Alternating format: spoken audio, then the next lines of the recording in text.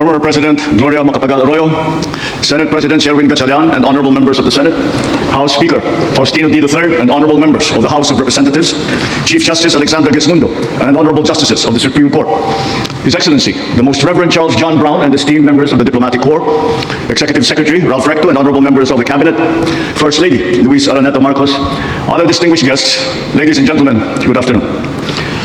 Mga kababayan ko, naririto ako muli upang tuparin ang ating katungkulan at magbigay ng ulat sa inyo tungkol sa estado ng ating bansa at sa mga ginagawa ng inyong pamahalaan.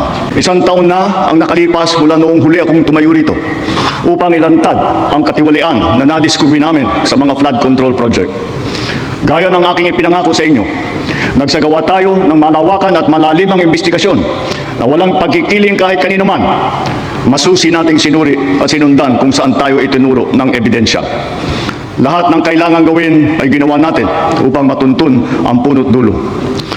Mayroon ng mga unang nakasuhan at nakulong, mga kontratista, matataas na opisyal, pati na mga mambabatas. At dumating na tayo sa punto na ayon sa ombudsman ay malapit na ang paghain ng patong-patong na kaso labang sa dating speaker. Masakit man sa akin ito, ngunit kailangan nating gawin ang tama. Hindi ako pangulo ng aking pamilya. Hindi ako pangulo ng aking kaibigan. Ako ay pangulo ng Pilipinas at ang tungkulin ko ay sa inyo, ang aking mga kapwa Pilipino. Kaakibat ng mga naisampang mga kaso, tiniyak ng inyong pamahalaan na mababawi mula sa mga nagsabwatan ang nakuha nilang pera ng taong bayan. Gayon din, pinigilan natin ang paglabas ng pera ng bayan na ipambayad padapat sa mga depektibo, peke o guni-guning mga proyekto at mapupunta lamang sa mga bulsa ng mga tiwalaing kontraktor at opisyal.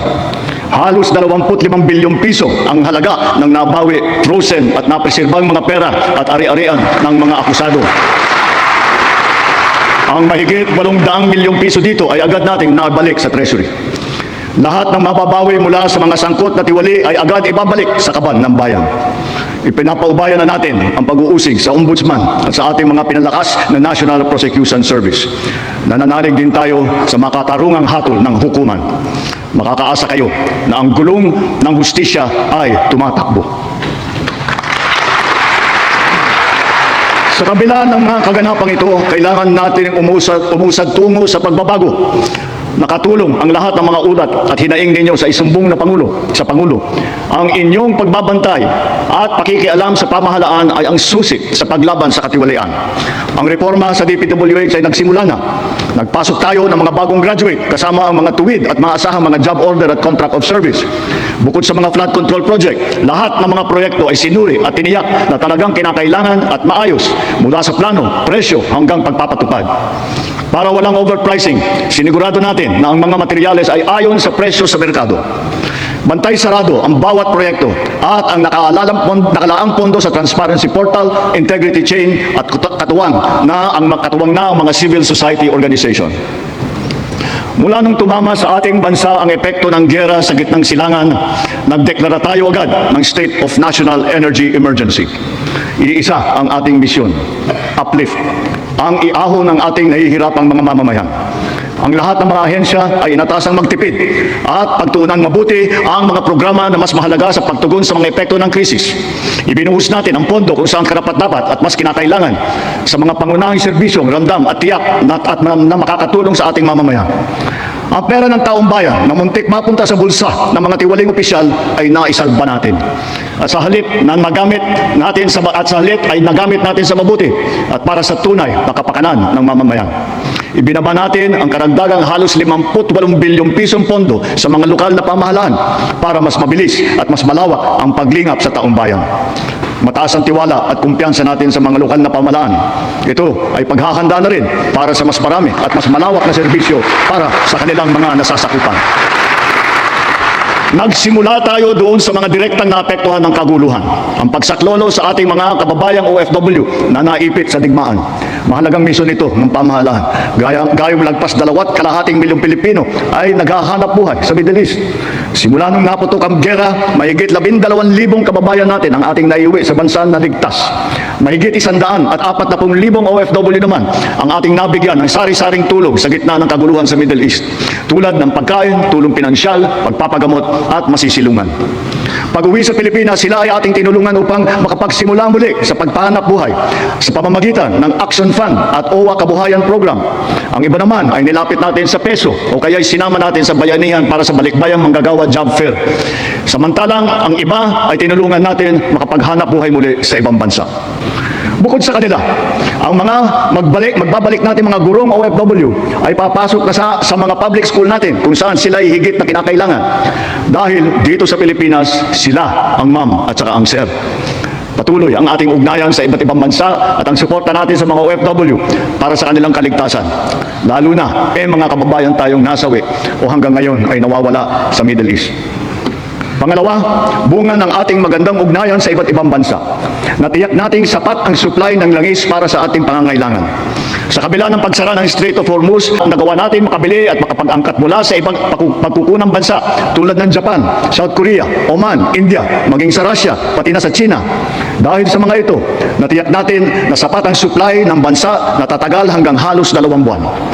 Nakipag-usap din tayo sa Iran para sa kaligtasan ng ating libo-libong mga kababayang tripulante na nasa Strait of Hormuz.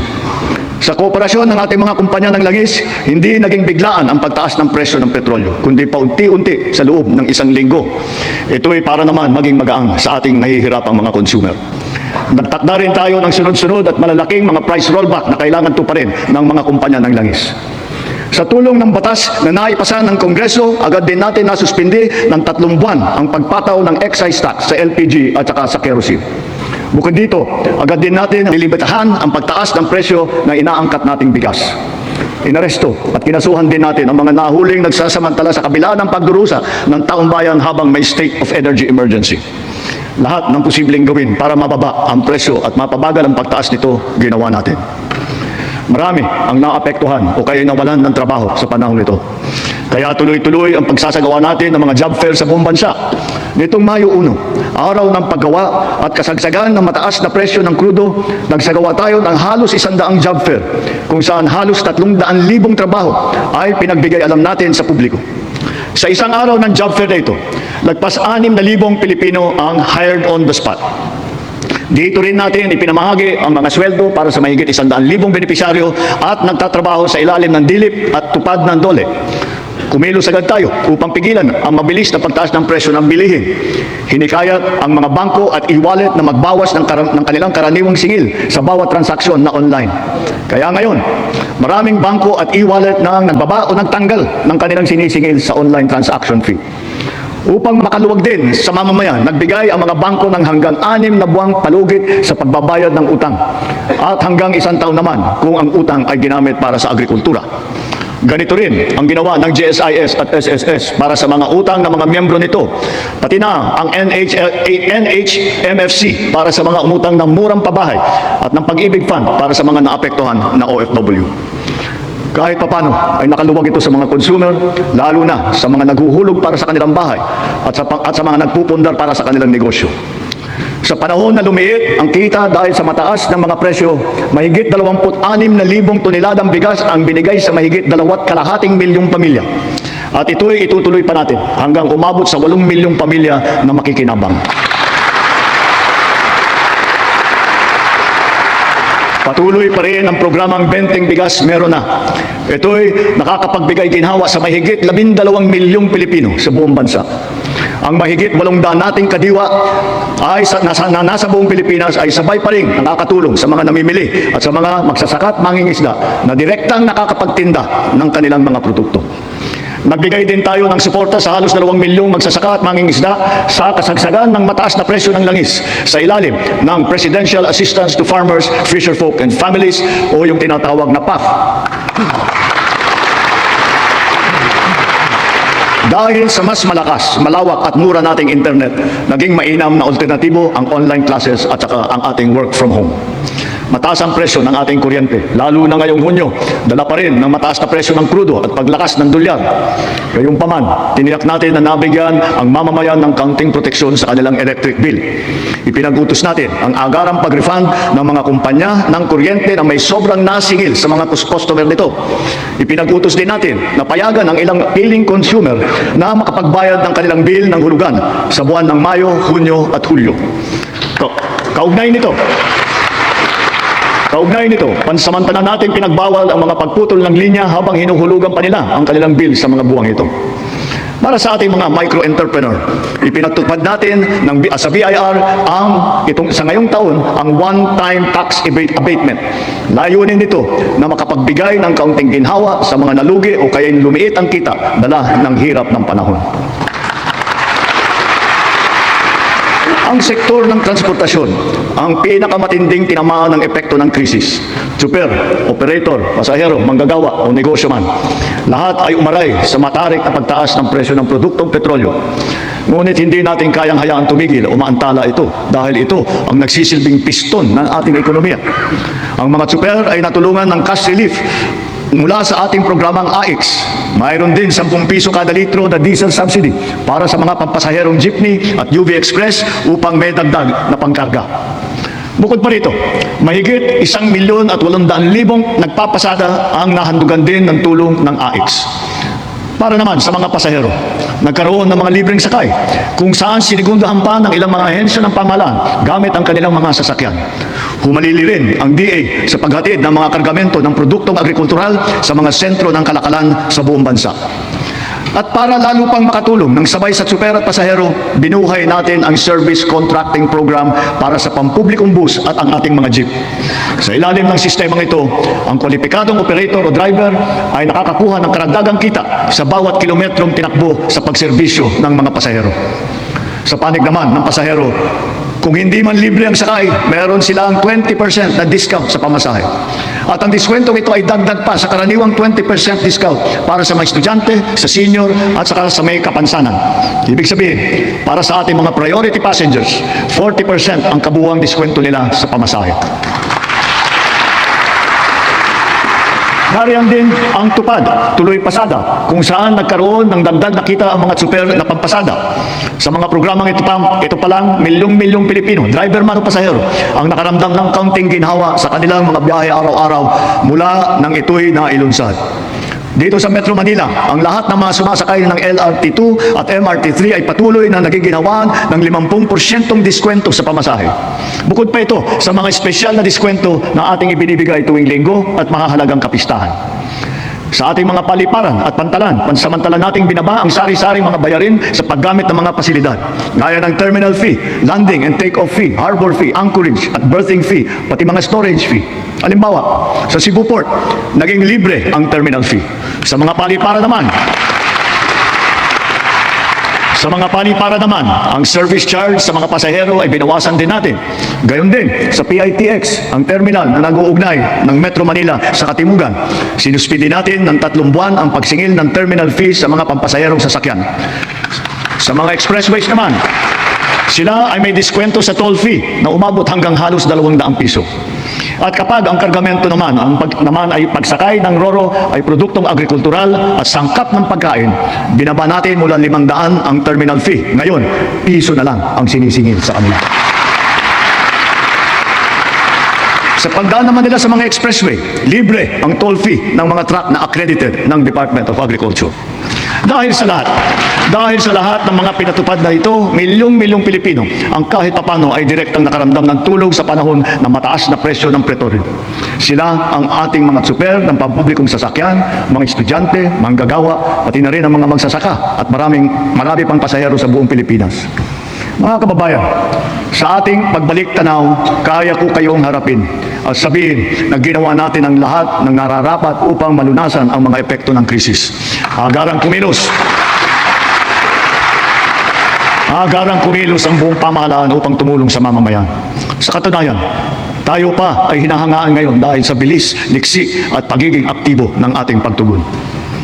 Libuang buwan mula sumiklab ang digmaan, ramdam pa rin natin ang bigat ng mga epekto nito sa ating bansa. Hanggang kailangan, asahan ninyo na hindi titigil ang pagsuporta ng pamahalaan. Naglaan tayo ng mahigit 60 bilyong piso para dito hanggang sa katapusan ng taon. Ang pondo na naisalba natin na balak ibulsa ng mga tiwaling opisyal ay sa taong bayan natin ibinubuhos. Ngayon, ipipihit natin ang mga programa sa mas nangangailangan nating kapwa Pilipino para naman mas malawak at mas marami ang maaabot ng tulong. Layunin natin matulungan ng 3.2 milyong benepisyaryo ng 4Ps at walang gutom program, ang 1.2 milyong minimum wage na manggagawa ng membro ng SSS at ang 2.2 milyong kababayan nating mahirap na hindi pa naging benepisyaryo ng programang pang-ayuda ng pamahalaan. Nariyan pa rin ang nakaabang na pagsuporta natin para sa sektor ng transportasyon, agrikultura at mga OFW na apektado ng kaguluhan. Kung susumahin, mahigit 7.2 milyong pamilya na lubos na nangangailangan ang matutulungan natin sa mabigat na kabanatang ito. Ngunit, hindi natin kaliligtaan ang ating mga manggagawang Pilipino, lalo na ang mga middle class, pati na ang mga maliliit na negosyo. Alam natin na sila rin ay nabibigatan sa epekto ng krisis. So to ensure the continued progress of the middle class amidst the lingering effects of the crisis, we will pursue tax relief measures that promote growth, that generate revenue, and advance equity towards socio-economic sustainability. Kaya bilang natatanging proteksyon sa kanila at para mas mapakinabangan nila ang pinaghirapan nilang kita, nananawagan ako sa Kongreso upang maipasa ang batas na magbibigay ng bahagyang ginhawa para sa ating bayaring buwis. Una, palawakin natin ang exemption sa income tax.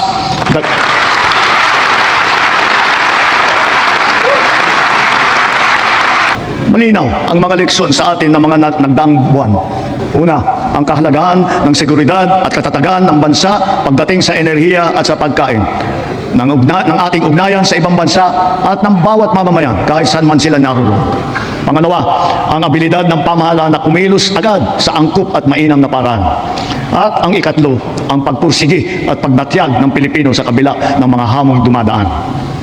Dala ang mga sariwang leksyon nito, mas maayos at mabilis ang pagresponde natin sa ating mga naging biktima ng sakuna. Tulad sa nangyaring paglindol sa Visayas at Mindanao kamakailan, mahigit 600,000 pamilya ang ating nasakluluhan.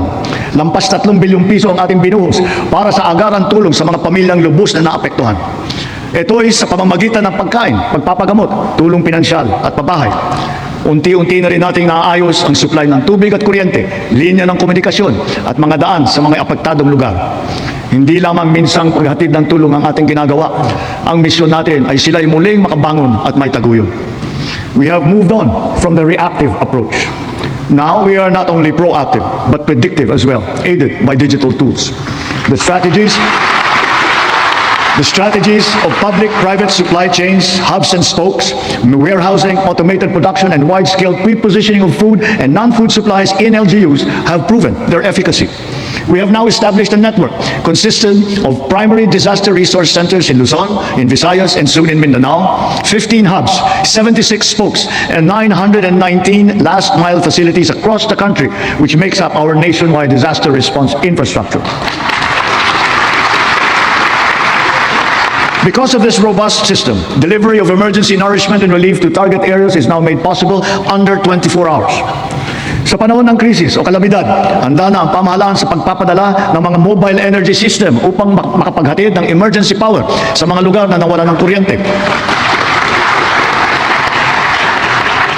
Complementing these are our government emergency communication system and the private sector-led and our first ever satellite-to-mobile service, both of which guarantee uninterrupted telecommunications nationwide in the event of crises and of disasters. At dahil meron na tayong konsepto ng state of imminent disaster, hindi na natin hinihintay na mangyari ang sakuna. Aagapan natin ang paghahanda at pagresponde. And so, taking all these lessons to heart, our overarching mission and all our conscious efforts henceforth must not be to simply uplift, but to ensure security and self-sufficiency of our nation and of our fellow Filipinos. Sa nasaksihan nating pagtaas ng presyo ng petrolyo, maraming kababayan natin ang umasa sa pampublikong sasakyan. Kaya pinagtutuunan natin na mabuti ang ating mga tren, mga busway, transport hub at integrated terminal at ang pagpapaganda at pagpapalawak ng mga paliparan at pantalan sa buong bansa. Ito ay upang mas malawak at malayo ang naaabot, tumaas ang kapasidad at maging moderno at mas maginhawa ang serbisyo. Halimbawa, sa susunod na taon, ang mga tren ng North-South Commuter Railway ay tatakbo na sa pagitan ng Valenzuela at Malolos. Sisikapin ng DOTR na sa pagtapos ng administrasyong ito, tapos na rin ang railway hanggang sa Clark. Sa susunod na taon, bubuksan na rin ang 12 stasyon ng MRT-7. Matapos ang halos 3 dekada, may bago ng linya ang MRT na tutulak pa hanggang Sacred Heart sa Quezon City mula sa North Avenue. At balang araw, aabot pa ito hanggang San Jose del Monte, Bulacan. Sadyang napakalaking ginhawa nito sa halos 1 milyon na pasahero bawat araw. Thanks to the recently enacted Accelerated and Reformed Right-of-Way Act, right-of-way issues are now more quickly resolved, removing the biggest choke point in our mass transit development program. Sa kabilang banda, yung unang bahagi ng Cebu Bus Rapid Transit ay bukas na. At yung nasa Ilocos Norte naman ay ating pasisinayaan sa susunod na taon. Ang mga nag-modernize ng mga sasakyan, lalo na ang mga lumipat sa mga hybrid at electric vehicle, ay hindi nakaramdam ng kurot ng pagtaas ng presyo ng petrolyo. Consistent with our clean energy drive, we have encouraged the adoption of electric vehicles. We have removed all tariffs on EVs until 2028 to bring down market prices. And government has also been mandated to prioritize electric vehicles in their refleeting plans. This clean and green policy is two-pronged. It shall also spur growth of our domestic local industries across the EV value chain, specifically those involved in the vehicle assembly and manufacturing of batteries and related spare parts. Mitiin natin na sa pagdating ng 2040, kalahati ng mga sasakyan natin ay EV na. Ang ilang makabagong lambas at ang articulated bus na gagamitin sa Davao City, mga EV na. Ang MV Dalaray naman na pinasayaan natin kamakailan lamang ay isa ring EV na nabuo sa pagtutulungan ng UP at saka ng DOST. Sa darating na panahon, ang ganitong electric ferry boat ang gagamitin sa Pasig River Ferry Service mula Pinagbuhatan sa Pasig hanggang Escolta sa Maynila. Kaya hinihiling ko ang suporta ng buong industriya upang mapaandar na natin sa lalong madaling panahon ang ating minimiting modernisasyon ng mga pampublikong sasakyan. Titiyakin natin na magiging makatao, magaan at makatarungan ang pagpapatupad nito. Tulad ng aking nabanggit, dapat mataas ang kalidad, matibay at maghahatid ng pangmatagalang ginhawa sa taong bayan ang lahat ng pampublikong infrastruktura. Ngayong taon, matatapos na ang bahagi ng South Luzon Expressway TR4 mula sa Santo Tomas City, Batangas, papuntang Tiaong sa Quezon. Halos 17,000 motorista araw-araw ang makikinabang dito. Ang mga nasirang tulay sa San Juanico, sa Eastern Visayas, Kabagan, Santa Maria, sa Isabela, Pigatan, sa Cagayan, Calbigan at Liloan, sa Samar, at Panuliran, sa Iligan, ay kaagad nating naayos at ngayon nagagamit na muli.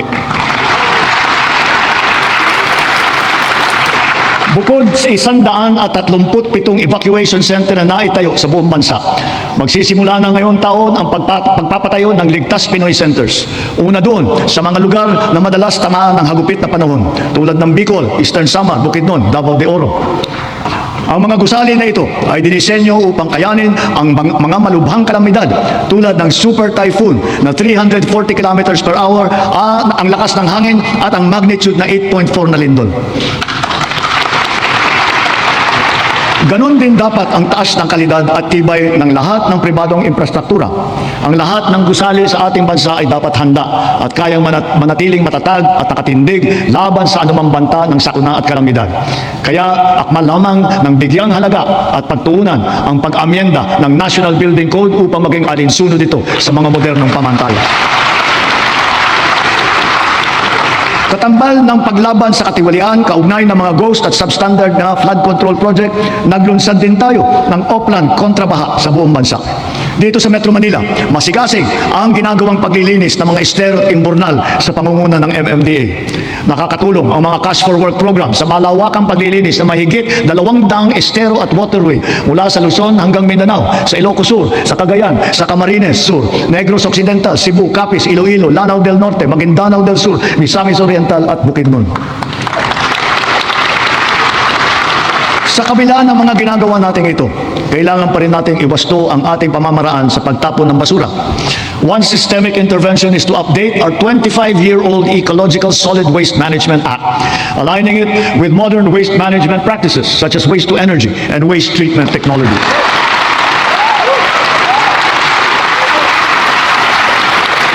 As we recalibrate our solid waste management systems, we can draw inspiration from the solid waste management practices being championed by the MMDA here in Metro Manila, such as waste recovery, processing, upcycling.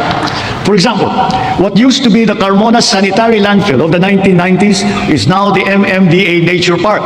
And more than a multi-purpose green space, it shall soon be the base of its high-level disaster preparedness training and simulation exercises. Gayon din, ang ating sistema ng agrikultura ay pinapatatag natin upang magarantiya ang ating supply ng pagkain at maipababa ang presyo nito para sa lahat. Ang sari-saring mga programa tulad ng puhunan, farm input, kagamitan, kaalaman, pati na insurance ay tumutulong sa mga magsasaka at mangingisda. Kaya mula noong 2023, patuloy na tumataas ang produksyon ng bansa. Lumalakas ang cropping intensity, dumadami ang ani tulad ng palay, mais, asukal, baboy at manok. Dala ito ng malakas na buhos ng suporta sa sektor, ang gumaganda at lumalawak ng sakop ng infrastruktura at sistema ng irigasyon at tumataas na antas ng mekanizasyon. Nagbubuklod na rin ang mga magsasaka at mangingisda at nabibigyan ng makabagong teknolohiya, binhi at mga pasilidad at kagamitan. Ilan sa mga ito ay ang 145 rice processing system, 3 malaking cold storage facility at halos 40,000 makinarya. Ang mga taniman naman ng niyog ay dumadami at lumalawak din. Dala ng ating programa na malawakang pagtatanim sa buong bansa. Nakapagtanim na tayo ng 18 milyong puno. At layunin po natin na sa pagkatapos ng administrasyong ito, makakapagtanim tayo ng 100 milyong puno ng niyog sa Pilipinas. Gagarantiyahin ito ang tatag ng ating industriya ng niyog hanggang sa mga susunod na dekada. Ang NFA din ay ngayon may mas malakas na ang kakayahan sa pagbili ng mga ani ng magsasaka sa mas magandang presyo at sa pag-imbak ng buffer stock. Ang mga sari-saring peste at sakit na nagbabantang manira ng mga inaasahang magandang kita. Halimbawa rito, ang avian flu at saka yung ASF. Kaya tinitiyak ng DA na ang mga magsasaka ay natututo ng mga makabagong kaalaman at mga mainam na paraan sa pag-iwas at paglaban sa mga ito. Gayunpaman, ang insurance ay nagsisilbing mabisang panangga laban sa pagkalugi dala ng pagkawala o pagkasira sa hindi inaasahang pangyayari. Sa nakalipas na 4 na taon, natulungan ang sektor upang mabawi ang halaga ng pinsala sa hanapbuhay na umabot sa 19 na bilyong piso halaga na kabayaran. Ang crop insurance ngayon ay hindi limitado sa mga pananim. Kasama sa saklaw nito ang mga alagang hayop, palaisdaan, mga gamit at pasilidad, pati sasakyan ng pang-agrikultura. Meron ding life insurance para sa mismong magsasaka at mangingisda. Papalawigin pa ng Philippine Crop Insurance Corporation at DA ang kaalaman ng mga magsasaka at mangingisda tungkol sa crop insurance. Upang makapagbigay ng kapanatagan sa isipan ng mga benepisyaryo ng agrarian reform, wala tayong tigil sa pamamahagi ng mga titulo sa lupa na ginawad sa kanila. Kaya sa loob ng 4 na taon, lagpas 400,000 titulo na ang suma total ng atin na ipamahagi sa kanila, na may kabuong lawak na mahigit 500,000 hektarya. Tatapusin na natin ang pamamahagi ng mga titulo sa susunod na taon. Marami sa benepisyaryo ang naghintay ng 30 hanggang 60 taon. Ang iba, mapalad na nasaksihan ang paglabas ng kanilang titulo.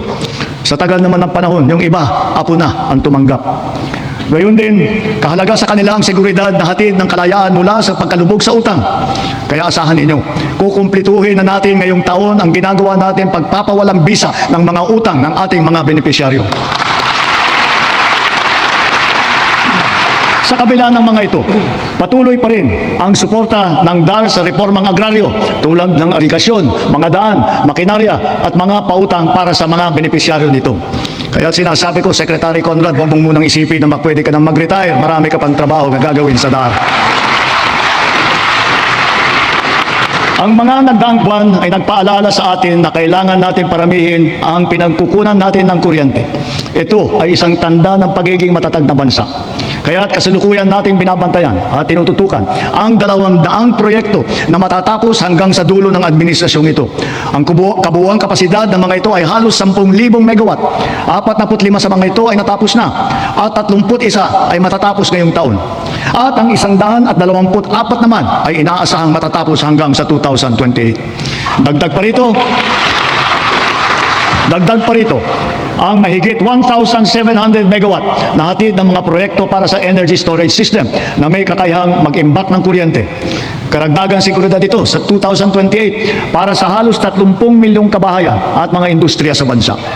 Ang mga proyektong ito ay napabilis ng dahil sa mga bagong patakaran at proseso na nagpapadali ng pagnegosyo dito sa ating bansa para sa mga Pilipino at dayuhang negosyante. Ngunit siyempre, mas pinapaghalagahan natin ang mga teknolohiya na hindi umaasa sa inaangkat na krudo na pinapaandar ng mga likas na yaman ng ating bansa, tulad ng renewable at indigenous. Bukod sa ilang mga plantang pinapatakbo ng krudo, nakapagdagdag tayo ng mahigit 60 plantang pinapatakbo naman ng geothermal, solar, hydro at wind at saka ng biomass. Because of the extension as well of the Malampaya service contract until 2039, drilling operations once again resume for the first time in 8 years. What we have uncovered is truly a national treasure. An untapped reserve of 222 billion cubic feet of natural gas, which bodes well for the continuous production of our premier gas field until 2034. To put it in context, 222 billion cubic feet of natural gas is sufficient to power 1.6 million households for the next 8 years until 2034. Inspired by this development, we have already awarded a total of 14 petroleum service contracts in Luzon, Visayas, and Mindanao. By far, this is the highest number of such contracts ever to be awarded during a single term of any president in our history. 4 of the contracts that we have so far awarded are for the production of hydrogen. Hydrogen gas will serve as a backup fuel for our power plants, especially useful for our off-grid areas. It is also touted as the world's clean fuel of the future. 2 of the newly awarded petroleum service contracts are co-managed with the BARM government. This is the first time in our political history. BARM is now firmly set to pursue its strategic vision of energy security and total electrification for and in the Bangsamoro region. Sa kabila ng mga nailatag para sa ating seguridad sa enerhiya, panatag ang aking loob na kaya nating umangat pa. We have begun to embark on the establishment of hydrogen power plants. Multiple projects are now in their pre-developmental stage in Marinduque, in Masbate, Zamboanga, Sibugay, Basilan, and other potential areas. Pushing the envelope further, perhaps it is time for us to revisit nuclear energy production.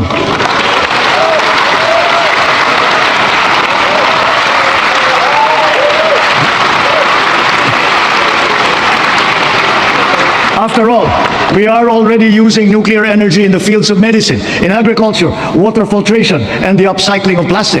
We are confident in its capacity to reinforce our energy security and to bring down the cost of electricity in our country. Titiyakin natin ito ay ligtas. Titiyakin din natin may papaliwanag na mabuti sa publiko ang magandang dulot sa atin ng enerhiyang nuklear.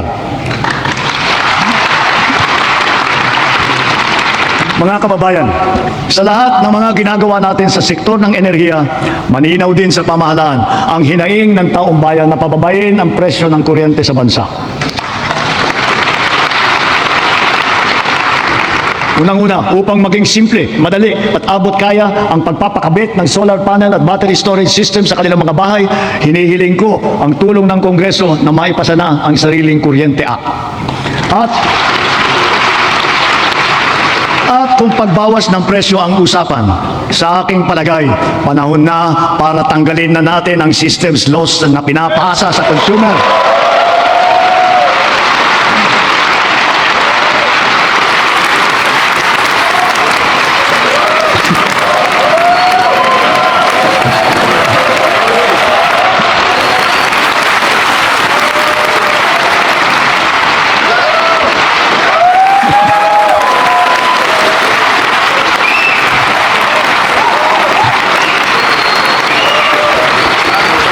Pinapasa ito sa consumer at kinakarga sa bill na pinapatungan pa.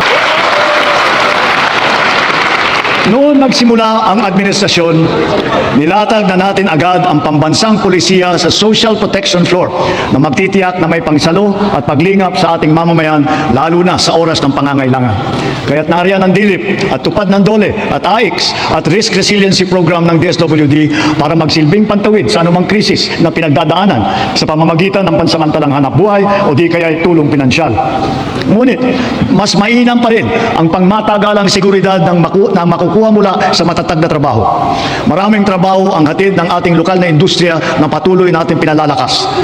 Kasabay ng seguridad na dala ng matatag na trabaho ang SSS, GSIS at Pag-ibig Fund nagsisilbing proteksyon para sa mga manggagawang Pilipino. Katuwang ang mga ahensyang ito, nakakaipon ng manggagawang Pinoy para sa kanyang pagtanda at sa pagretiro. Nakakatulong din ito sa panahon ng kagipitan, kalamidad o krisis sa buhay. Bukod pa riyan, daan ito upang makapagpundar para sa sariling buhay tulad ng mga abot-kayang pabahay sa ilalim ng ating 4PH program. Nariyan ang DSUD at mga ahensyang kasapi sa sistema ng pabahay upang matupad ang pinapangarap ng natahanan ng Pilipino. Katuwang ang pribadong sektor at lokal na pamahalaan. Puspusan natin pinupuno ang kakulangan sa pabahay sa buong bansa. Ito ay ginagawa natin sa pamamagitan ng mga bagong komunidad, mga acquired asset ng Pag-ibig Fund, Community Mortgage Program, Resettlement at pati na mga paupahan. Sa ating programang pabahay, higit 500,000 bahay ang ating naitayo na at napondohan. Kasama ang higit 100,000 bahay na naidagdag natin sa loob lamang ng isang taon sa ilalim ng pinalawig natin na 4PH program. Susi sa lahat ng ito ang magandang sistema ng pautang upang gawing mas abot kaya ang mga pabahay para sa mga Pilipino. Isa na rito ang Pag-ibig Fund. Ang kanyang 17 milyong miyembro ngayon ay patuloy pang dumadami.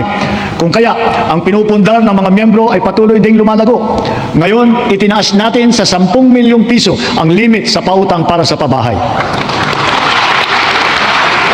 Halimbawa, dahil dito, ang mag-asawa na may mas kakayahang bumili ng pinapangarap nilang bahay para sa kanilang pamilya. Ngayon, halos 7 milyong OFW na ang nagkaroon ng insurance.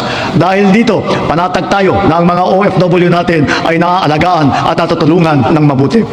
Patuloy din na dumadami ang mga kasunduan natin sa ibang bansa para sa karagdagan oportunidad para sa hanap buhay. Napataas din natin ang minimum wage ng OFW natin na namamasukan bilang kasambahay. Para naman sa ating mga pensyonadong uniform personnel na nagsakripisyo para sa kasiguridad ng ating republika, itinaas natin simula ngayong taon ang nakukuha nilang pensyon at subsistence allowance. Bilang dagdag tulong naman sa mga pensyonado ng SSS, pinaaga natin ang 10% pagtaas ng kanilang pensyon simula Hunyo na dapat sana ay nakatakda pa sa Setyembre. Mula nung nag-umpisa ang administrasyon, humigit kumulang 44 na milyong Pilipino na ang protektado ng SSS. Mahigit 80,000 sa kanila ay mga tsuper, mga tindero, tindera, gig worker, mga job order at contract of service at iba pang mga nasa informal na sektor. Ang mga contract of service at job order ng pamahalaan, ipinagpatuloy natin ang kanilang mga serbisyo. Naglaan pa tayo ng karagdagang sahod para sa kanilang paghulog sa SSS, Pag-ibig at PhilHealth bukod sa iba pang mga benepisyo. Misyon natin na mas marami pang Pilipino ang makakasapi sa SSS, lalo na ang informal na sektor at mga self-employed na tulad nila. Kaya nananawagan ako sa buong sambayanan. Huwag natin ipagwalang bahala ang seguridad na handog ng SSS, pati na ang Pag-ibig Fund.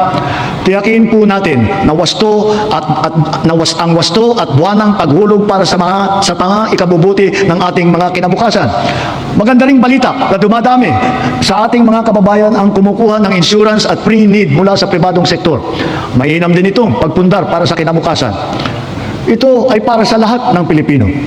Ginawa rin itong mas abot kaya dahil sa mga micro-insurance plan. Ngayon na nasa merkado, ito yung mga rehistrado at lehitimo. At mas maganda rin ang balita sa ating kabataan.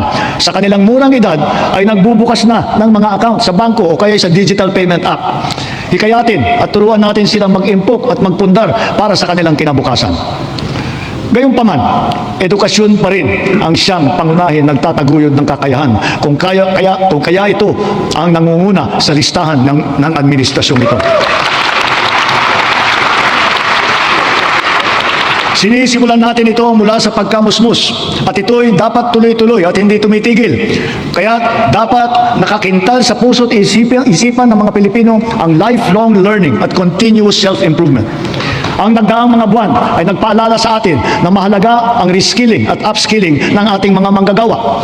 Napatunayan natin ang kakayahan ng mga senior high school graduate natin.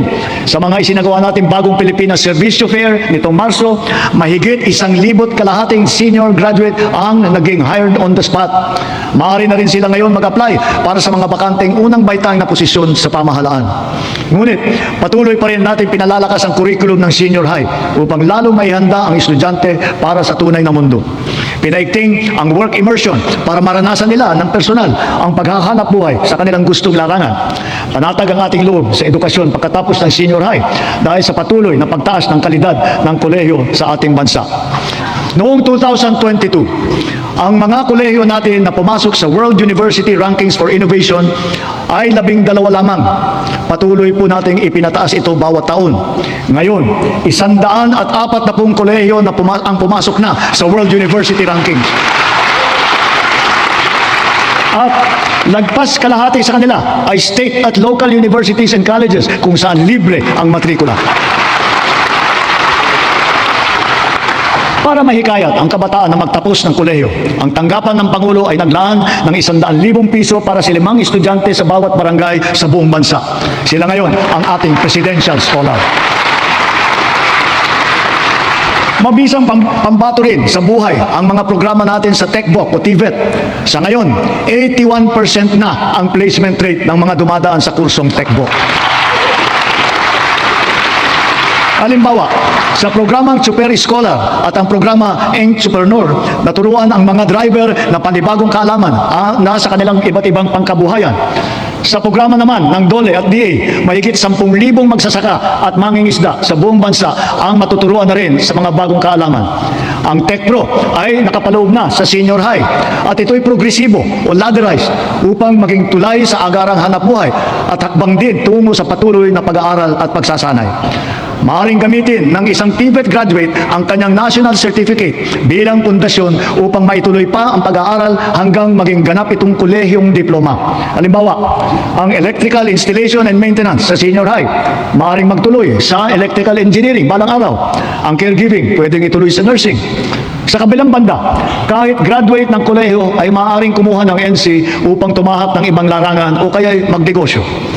Pinahahayag ng DOLE at TESDA sa publiko ang kumpletong impormasyon ukol sa mga kurso at programa ng TVET, lokasyon ng mga training center at provider, paano mag-apply, petsa, iba pang mahahalagang detalye. Malaking tulong ngayon ang TESDA Passport na bunga ng digitalization ng inyong mga serbisyo. In line with our digital transformation drive, our DICT continues to train our tech-savvy citizenry in high-impact tech skills to help them stay competitive in this ever-evolving field. AI is here to stay, and so we adopt it to harness its potential to enhance critical sectors, from our educational system to our industries. We have launched massive training programs for AI readiness, which have reached at least 1.8 million individuals, students, parents, and teachers alike. This success inspires confidence to further scale up our initiatives for AI literacy across all sectors. We must ensure our global competitiveness. Within and beyond the academe, we must inculcate in our youth the virtues of critical thinking, innovativeness, creativity, as well as the ability to find solutions to problems. Our targeted scholarships and funding grants are all aimed to encourage these trailblazing traits. Contests such as Young Creative Challenge, the NICE, and the Philippine Innovation Awards recognize their talent and their hard work.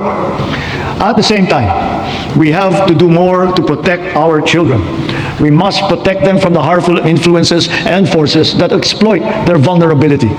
The corrosive influence of fake news, the unfettered exposure to pornography, even to minors, the constant depiction of casual violence, and the toxicity and hate culture pervasive in social media. These pernicious influences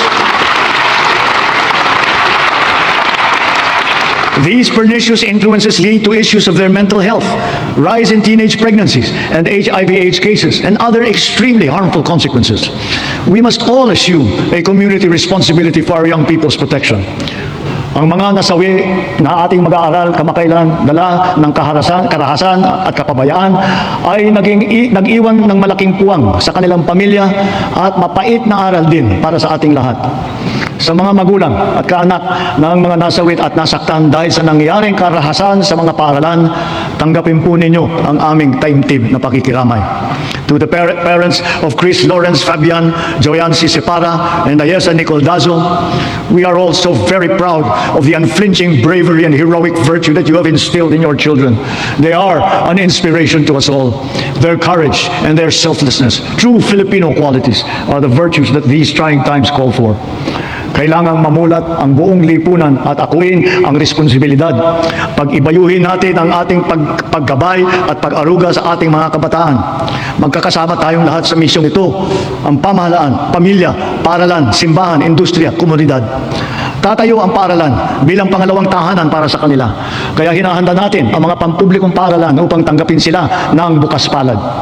Ngayong school year, tuloy ang ating school-based feeding program bilang mabisang suporta sa pag-aaral. Sa programang ito, mapapakain natin ang mahigit 4.2 milyong kinder at grade 1 at mga mag-aaral na grade 2 at pataas na mga lubos na nangangailangan ng nutrisyon. Magtutulungan ang lokal na pamahalaan, ang barangay, PNP, DepEd upang palakasin ang seguridad sa paaralan. Siniguro ng DepEd na nakahanda, gumagana at alam ng lahat ang mga mekanismo at proseso sa pag-ulat sa pagtugon sa mga insidente ng bullying, pati na sa mga iba't ibang emergency. Hindi hinahanda rin natin ang ating mga principal at guro upang mamagitan sa pag-ayos ng anumang hindi pagkakaintindihan ng mga estudyante. Sa tulong ng unang batch ng 10,000 School Counselor Associates na ipapasok natin sa mga pampublikong paaralan, ang mga anak natin ay meron ng malalapitan para sa angkop na payo sa anumang mabigat na pinagdadaanan sa kanilang isipan.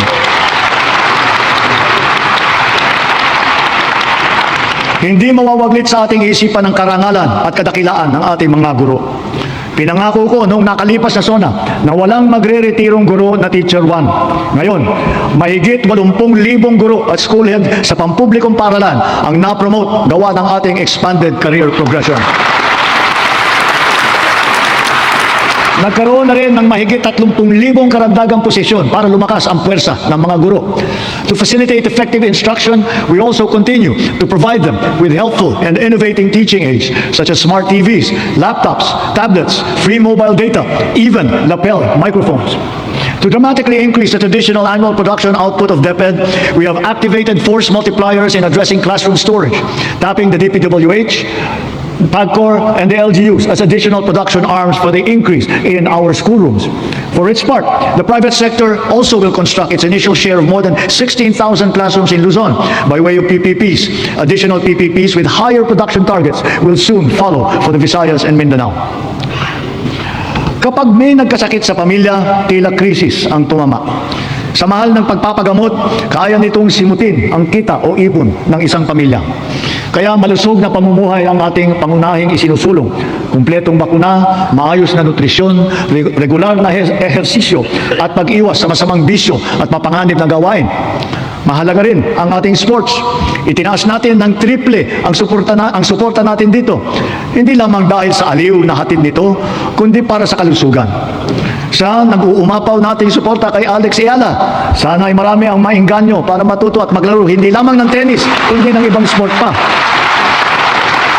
Sa halimbawa ng Pilipinas Women's Football Team, sana rin ay mas sumikat pang football sa ating bansa at maraming maglaro. Balang araw, baka makasali na ang Pilipinas sa World Cup.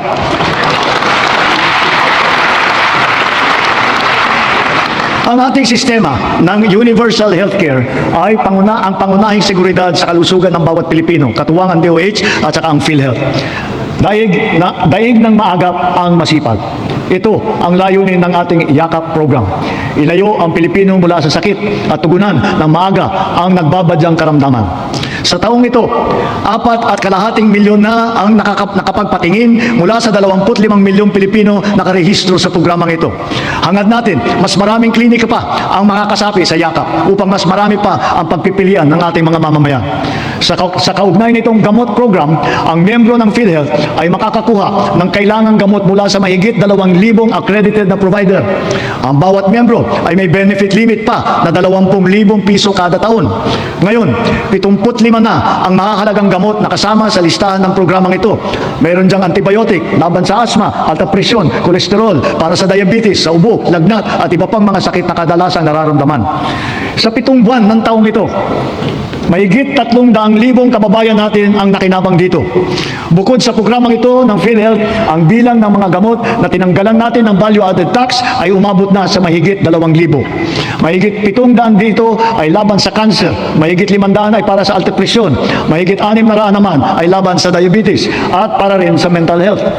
Sa buwis na ito na ating tinanggal, ang side effect dyan ay mas mababang presyo nito sa butika. Ngunit, kung pag-iwas sa sakit ang ating tunay na pakay, kulang pa ito. Kailangan mas maaga ang pagbabantay. Kaya pinapalawak pa natin ang programang ito. Sa susunod na taon, unti-unti nating isasama ang iba't ibang uri ng blood test at gamot upang mas maagang matukoy at mabantayan ang posibleng sakit sa bato, atay, thyroid at hepatitis B. Nariyan pa rin ang malaking suporta ng PhilHealth kung kailangan talagang magtungo sa paggamutan. Patuloy na pinaparami ng PhilHealth ang sakop nitong mga sakit, kondisyon at serbisyo. At itinaas din nito ang limit upang matiyak na sumasabay ito sa pagtaas ng mga presyo. Pinahahalagahan ng PhilHealth ang mga laganap at malubhang mga karamdaman tulad ng cancer at sakit sa puso. Kasama na rin ngayon ang pagpapagamot ng HIV/AIDS upang makatulong sa pagpigil na dumadaming mga kaso dito sa bansa. Pati na rin ang TB na kumikitil ng halos 100 buhay bawat araw dito sa atin. Para mapaganda pa ang suporta natin sa mga batang may developmental disabilities, dodoblehin natin ang PhilHealth package para sa pagpapatingin sa therapy. Dadamihan din natin mula sa 70 hanggang 150 ang bilang ng therapy session na sakop ng PhilHealth. Nakaantabay din para sa kanila ang Project Aruga ng DSWD para sa karagdagang tulong pinansyal. Mula sa lagpas 5 milyong pamilyang Pilipino na gumagamit ng PhilHealth noong 2022, umabot na sa mahigit 7.5 milyong pamilya ang nakatamasa ng mga benepisyo ng PhilHealth nitong nakalipas na taon. Lahat ng ito ay gawa ng ating masigasig na paghikayat, maayos na proseso ng pagrehistro at mas pinabilis pang pagbayad sa mga ospital at healthcare providers. At mula nung inilunsad matapos ng huling SONA, halos 3 milyon ng kapwa natin ang walang binayaran kahit 5 sa kanilang pagpapagamot gawa ng ating zero balance billing sa mga ward ng ospital ng DOH. Siyempre, hindi natin makakaligtaan ang maaasahang medical assistance o MAIP. Mas marami na ang ospital na sakop nito. Mas pinadali pa ang proseso. At ngayon, may e-MAIP na sa mga ospital ng DOH online at kasama sa ating e-Gov app. 2 na lang ang requirement. Wala na ring GLGL. Kaya hindi na kailangan pumila o magmakaawa pa sa sino mang politiko.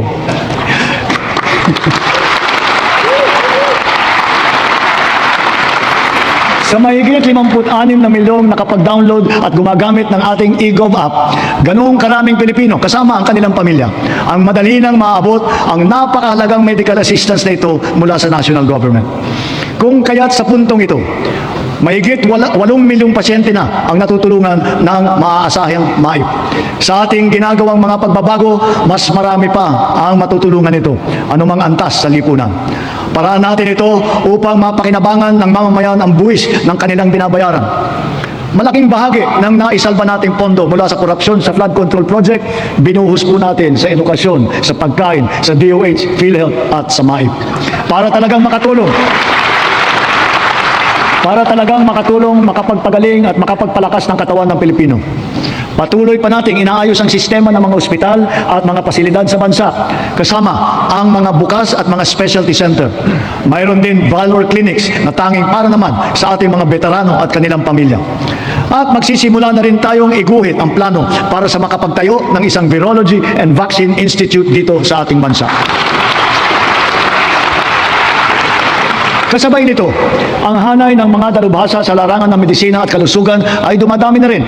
Mula nung magsimula tayo, mahigit dumoble ang kumukuha ng medical scholarship kapalit ng obligasyon na maglilingkod sa mga pampublikang ospital sila balang araw. Sa kanilang pinamamalas na serbisyo publiko, ang ating mga doctors to the barrios ay nagsisilbing huwaran sa ating mga susunod na henerasyon ng mga Pinoy na doktor. As we have witnessed and proven during this difficult period, our strong foreign relations have earned us incalculable dividends. The Philippines is once again a full member of the community of nations. Our vigilant trade facilitation efforts have resulted in integrating our country into the International Free Trade Network. That is the widest and most active one that we have ever had in our history. It has yielded transformative economic agreements, such as the Regional Comprehensive Economic Partnership. And now we are set to seal yet another promising Comprehensive Economic Partnership Agreement, this time with the United Arab Emirates. Because of these international engagements, the Philippines now has 23 free trade agreements in force or under active negotiations with other countries. Our exports have grown. They have continued to grow, reflecting high productivity and the increasing competitiveness of our products and services in the international trade market. It now behooves us to reinforce our strengths, enhance our comparative advantage, and diversify our portfolio. On this principle, we have maintained our competitiveness in supplying critical components to top technology companies in the world. We have also maintained export competitiveness for our indigenous farm products, such as ube, coconut, bananas, other tropical fruits. And we have now ventured into new, invaluable ones like enoki mushrooms. Foreign investments continue to pour in because of our beneficial policies, especially those promoting ease of doing business and accelerating digital transformation that curb red tape and corruption. Over the past 3 years, more than 6 trillion pesos in investments have been facilitated through our green lanes. These are estimated to create over 400,000 jobs for our fellow Filipinos. Our productive ecozones lay down the fertile groundwork that brings these investments into actual fruition, posting consistent growth rates over the past 3 years. Extending beyond Metro Manila, from Luzon to Mindanao, promising new areas have been recently proclaimed, such as in Dumaguete and Misamis Oriental. And soon, we will also present a strong case for Palawan and for the halal industry. We continue to strive for bigger and greater things, venturing into areas heretofore unimaginable. That is, strategic and emerging industries that position our country in a global value chain, such as in the fields of pharmaceuticals, advanced manufacturing, luxury goods, technology, and logistics. Additionally, a product of the 23-member-strong US-led Pax Silica initiative, the Pax Silica Industrial Hub will create an ecosystem that will have AI at its core. It will bring quality jobs to our people, accelerate our industrial competitiveness, and revitalize our economy. As a strategic component of the Luzon Economic Corridor, the hub will be an advanced manufacturing and logistics center in the global AI and technology value chain. Cagayan is both geographically and economically primed to serve as our gateway to space and host the country's first spaceport. A sounding rocket. We do not have to look or sail very far to find dependable allies. ASEAN is our safe harbor, within which we share not only mutual proximity, but affinity. During our chairship of the ASEAN Summit this year, we advocated for greater solidarity and cooperation among ASEAN member states. Together, we found ways to alleviate the dire consequences of the war in the Middle East. Through a united ASEAN and its strong extended network, we have achieved greater security and resilience as a region and as individual nations, more capable of withstanding disruptive events. The ASEAN +3 emergency rice reserve system will guarantee emergency rice supply in case of shortage in our domestic production. The ASEAN Digital Economy Framework, led by the Philippines, will harmonize digital rules and enable cross-border digital transaction. It will accelerate the growth of our local tech sector, enable fintech and digital banking solutions, and support financial inclusion, especially for small enterprises. Likewise, the Framework Agreement on Petroleum Security for the joint stockpiling of energy assets in the region has been ratified. And now that our Luzon, Visayas, and Mindanao grids are fully connected, we are in a better position to connect with our neighbors to help realize the ASEAN Power Grid. Moved by our stark realizations, ASEAN must further strengthen the bonds of our regional cooperation, building on our sense of affiliation and the heightened instinct for mutual assistance. This is Bayanihan for the international community and for this part of the world.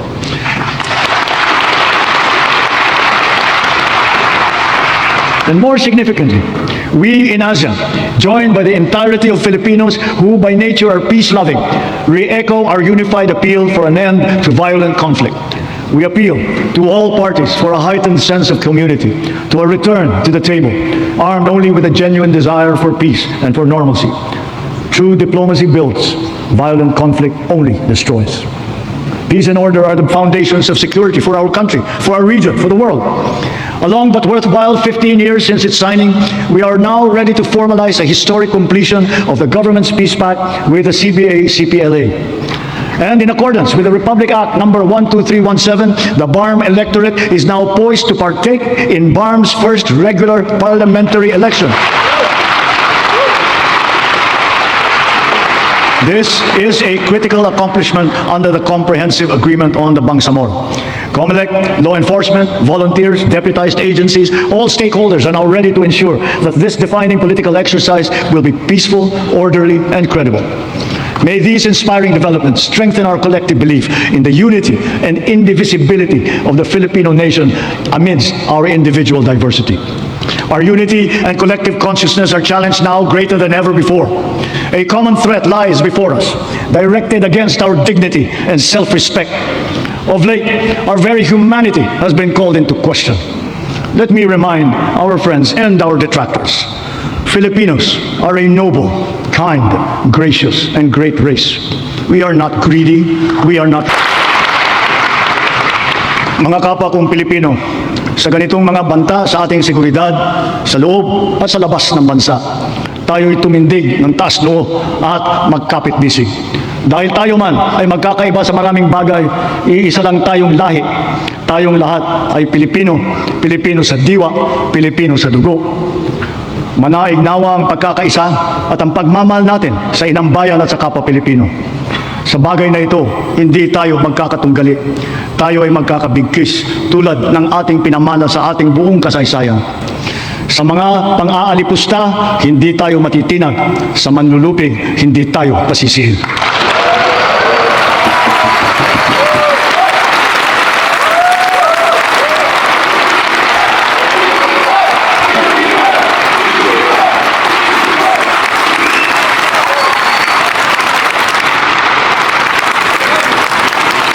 Sa nalalabing 2 taon ng administrasyon, tatapusin natin ang mga nasimulan at tutuparin ang ating pangako sa sambayanan. My beloved countrymen, let us continue the work that we have started to make the Philippines the country that Filipinos deserve. There is no nobler cause than this. We do this for our children. We do this for our future. We can but do this because we love our country and we love our people. Maraming salamat po. Magandang gabi po. Mabuhay ang Pilipinas!